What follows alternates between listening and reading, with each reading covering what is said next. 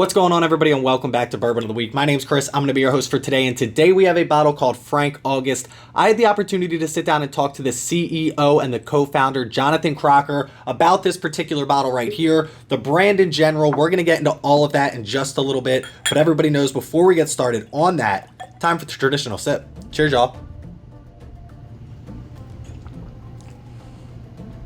Inspiring.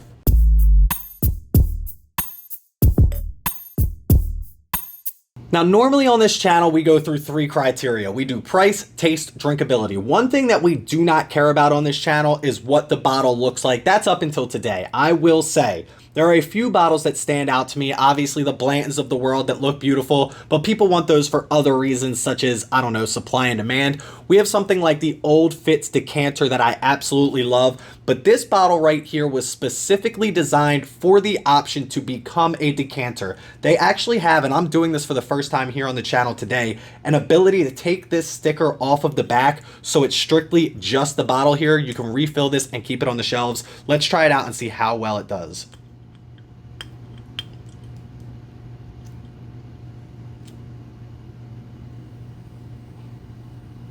You can literally peel it right off, not even sticky. Now, I will say that's definitely a feature of this bottle that I do enjoy. I love this bottle right here. I wish you guys could feel this topper. I mean, this thing, it's heavy. It's very thin, which makes it very easy to hold. I love everything about that right here. And again, the bottle is just beautiful with the Frank August name sitting right on the front and nothing else going on with this bottle. Now, I won't say they lucked into this bottle design because it was definitely something that they were going for, but I will say they lucked into the timing of when they could release this bottle. If you walk into any liquor store and you look at the bottles on the shelf, you're going to see a lot of bottles with a lot of information trying to catch your eye. This bottle, on the other hand, stands out because of the minimalism in it, and we're going to talk about a couple other things and a couple other Instagram accounts that this might be following off of, but let's get into it. You know the rules: price, taste, drinkability. The bottle design may be beautiful, but how good's the whiskey inside? Now, Jonathan Crocker, who I got to sit down and talk to, was actually an executive for a company called AG Jeans, as well as an executive for a BLDWN fashion company. And if you go on, and I'll put them on the screen, if you look at their Instagram accounts, just take their top 9 or 10 posts,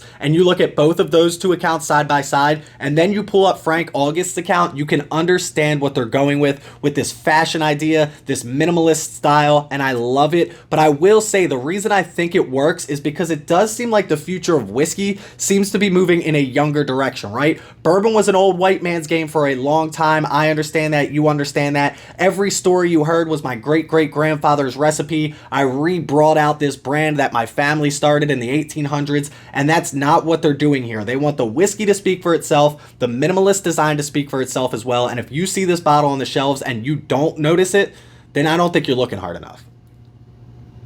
So let's go over everything we do know about this bottle before we get started. Number one, we know it's 100 proof. Number two, we're told this is a bottled and bond whiskey, but because they signed an NDA, they cannot put that on the bottle. The NDA basically stops them from knowing who it's coming from, which means we can't know that it's exactly bottled and bond, but they are telling us that this should be bottled and bond. For all intents and purposes, I'm going to believe them on that. So let's say this is 4 years old, 100 proof, and it's a bottled and bond whiskey. So an NDA, or a non-disclosure agreement, is normally signed to save the distillery, right? If I buy a bunch of barrels from Buffalo Trace, I go home, I blend it in my bathtub, I put it out on the market and it tastes like crap, they don't want me to have the name Buffalo Trace on that bottle. That's why a lot of companies sign NDAs, so we don't know who this is sourced from, but we can kind of come up with a couple of ideas. Now, even with an NDA, we can kind of use some context clues to figure out who's distilling this whiskey. Now, I can't narrow it down to an exact distillery, but number one, we know it's coming out of Kentucky, so it's not MGP. Number two, we know it's not coming out of Tennessee because it's coming out of Kentucky. Number three, it's not going to be something like Bardstown because they usually don't make you sign anything, which means it's not Green River. There's just a lot of, it's probably not this. But at the end of the day, I think the relationship that he has with Willett, as well as who he has connections with at Four Roses, leads me to believe this might be either a Four Roses or a Willett product, but it's also bottled and bond, and I don't know a lot of stuff that's bottled and bond coming out of Four Roses, nor do I know a lot of stuff that's bottled and bond coming out of Willett, but at the end of the day, maybe they just have some stuff that they have access to that we don't know about. But enough about all that. We haven't even gotten into price, taste, and drinkability yet. For right now, let's get into drinkability. 100 proof. How much ethanol is on this glass? Now, the only other thing that we do know that I have not mentioned yet is this is a small batch product. It says it right on the white tag on the top of this, and it is 10 to 15 barrels when it comes to their small batch. Now, small batch doesn't have a definition. It could be 200,000 barrels. They can still put small batch on their label, which is kind of crazy to me. So at 10 to 15 barrels, that's definitely a small batch. Now, while these are small batches and there's going to be different releases, they're not putting a batch number or any type of indicator on what bottle that you get, because they don't want you comparing batch 3 to batch 1 like we do with every Elijah Craig and every Booker's that ever comes out, which makes sense to me. It's kind of annoying, to be honest with you. But I have to get back into this. 100 proof. I almost finished my first glass. We haven't even gotten to drinkability. There's so much to talk about with this bottle. We're going to get into it, though. Drinkability right here. One more sip. I don't even want to talk about it anymore. We always say 8.0 if it drinks at its proof, and I gotta tell you, this thing drinks under its proof. Not crazy under its proof, because I also believe that this is a high rye mash bill, probably in that 30 to 35% rye range. Can't guarantee that 100%, but with that high rye, you definitely get a spice kick on this, which I always interpret for ethanol at first, but after you let this open up, after you really hone in on your senses on this, it's definitely the high rye mash bill over any type of ethanol kick, and for 100 proof, this drinks easy. The neck pour was a little hot, but obviously we've drank a little since then. I'm going to give this like an 8.57 when it comes to drinkability on this. I really think it's that easy to drink. And 100 proof isn't anything crazy by any means, but an 8.57 seems like a fair spot.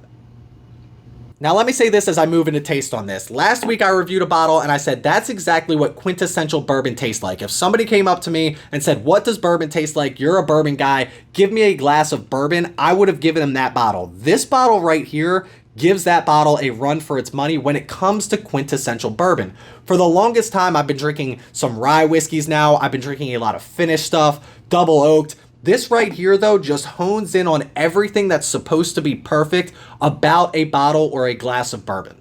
And I said it last week, but I'm really going to mention it this week. It's so good because it's so boring. If you can hand me a glass of whiskey and all I can say about it is, damn, that's a good glass of whiskey. I'm not out here looking for any crazy flavors. It's not bringing out anything different when it comes to a glass of bourbon, but it's giving you everything that's perfect about a glass of bourbon, and I can't be mad at that because originally I thought I should be. Like, all right, this is, it's bourbon. It tastes like bourbon. But at the end of the day, that's kind of what you want. Once in a while, you want to sit down, you just want to enjoy a glass of bourbon, you want to pick something off the shelf that looks pretty, you can talk about it all night, and this is doing all of that for me, and I gotta say, I'm not mad about it.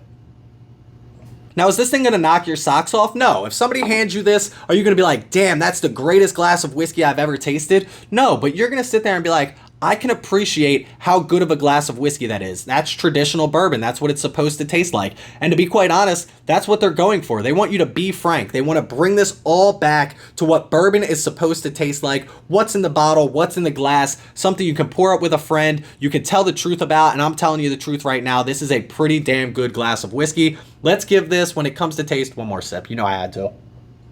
I'm going to do it. For the first time here on Bourbon of the Week history, I'm going to give this an 8.57, the same thing that I gave it when it came to drinkability. We give it a 7.0 if it's an average glass of whiskey. I honestly think if I would put this in a blind and I would pour this up and I gave you any other whiskey and I say, tell me the one that you know is bourbon, you would pick this out 99 out of 100 times because that's exactly what it is. Vanillas, caramels, oaks on the end of this. You get a little bit of allspice. You get that high rye mash bill definitely stepping up in this. I again wouldn't say it's a roller coaster ride by any means because there's not a lot of ups and downs. This is a straight shot of deliciousness from front to back. Nothing I hate about this. No black licorice. There's no real extra peppery finish on this. The finish is long enough that I can appreciate it and I don't have to go back to it right away. 8.57. Let's keep it even when it comes to drinkability and taste.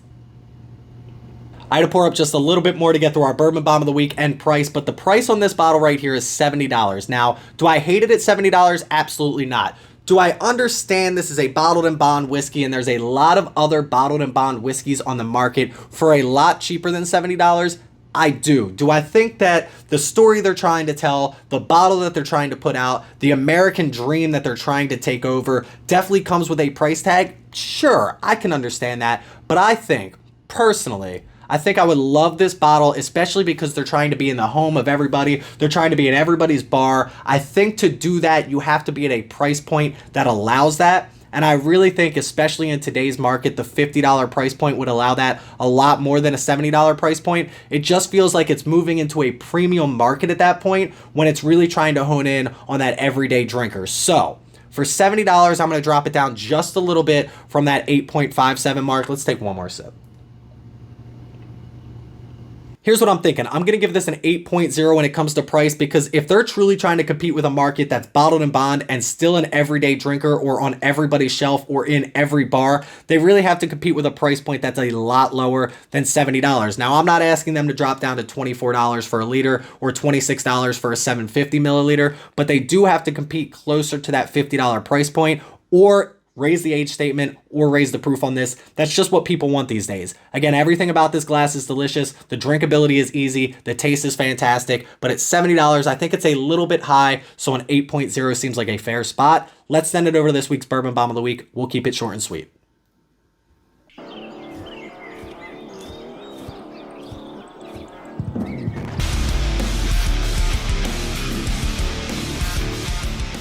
So for this week's Bourbon Bomb of the Week, we're going to talk about the name Frank August. I had an opportunity to meet him twice down in Bardstown. He is I'm kidding, guys. Frank August doesn't exist. So how did we get this name exactly?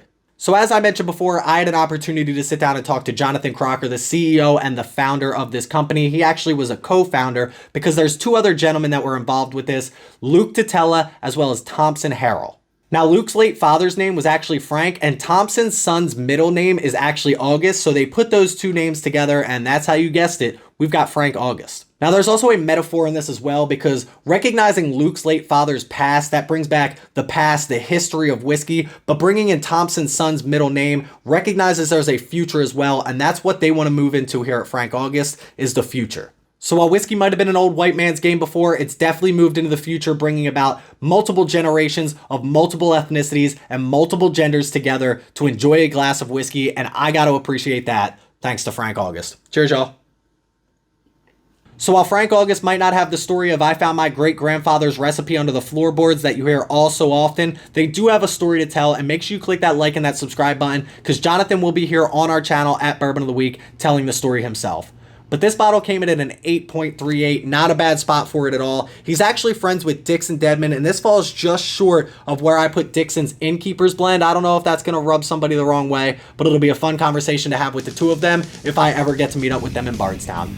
But make sure you click that like and that subscribe button. I appreciate you stopping today. Make sure you check us out on Instagram at Bourbon of the Week. Go click that follow button over there. Check out our Patreon as well as our Discord. Both those links in the description below. Please don't drink and drive. Always drink responsibly and stay healthy, stay happy. Stay frank, guys. Cheers.